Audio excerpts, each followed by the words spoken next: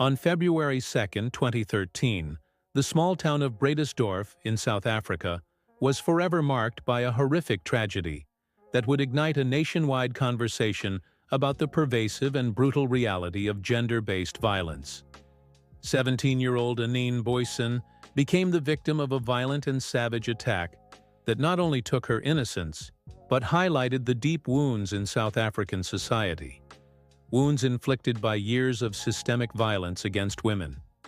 This case, while deeply personal and tragic, became a symbol of a much larger crisis, thrusting the issue of women's safety from the shadows into a grim national spotlight.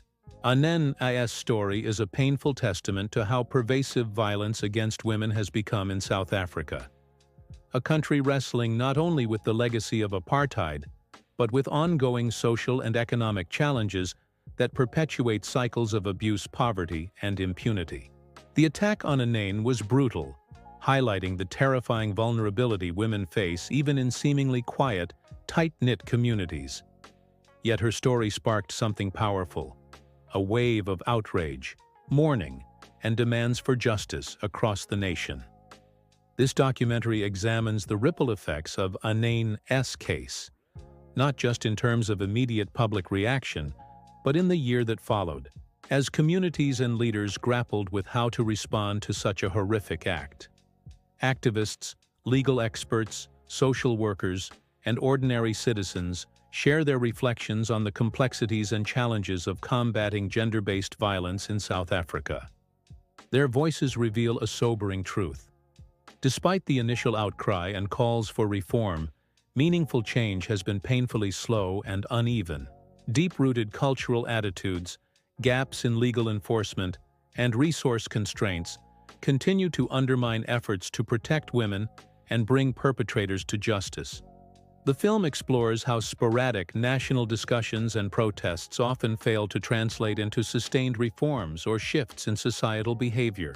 It underscores the tension between raising awareness and the harsh reality that many women remain at risk in their homes, workplaces, and communities. Even in regions like the Western Cape, where Anene lived, the prevalence of gender-based violence remains high, and survivors often face obstacles ranging from victim blaming to inadequate support systems. Importantly, this story is not just about despair. It highlights the tireless work of those committed to making South Africa safer, the advocates pushing for stronger laws, the educators working to change mindsets, and the community members striving to create environments where women can live free from fear. Their efforts reveal the complexity of the challenge, one that requires cultural transformation alongside legal and institutional reform. At its core, the story of Anene Booysen challenges society to look beyond temporary outrage and sensational headlines. It calls for persistent collective action aimed at reshaping a culture that too often tolerates or ignores violence against women. The documentary presses questions that remain urgent today. How do communities foster genuine safety and respect for women? What kind of education and legal changes are necessary? How can South Africa reconcile its painful past with a future where gender equity is a reality, not just an aspiration? Anene's murder shook a country and exposed a crisis that many wished to deny. The film serves as a reminder that behind every statistic is a life cut short, dreams unfulfilled, and families devastated. It is a call to action and reflection, emphasizing that justice and safety for women require ongoing commitment from government, communities, and individuals alike. Only through a sustained and multifaceted response can South Africa hope to overcome its legacy of gender-based violence and build a future where women, girls, and society at large can thrive without fear. This story is harrowing yet necessary. A mournful acknowledgement of what has been lost, and a fierce demand for change.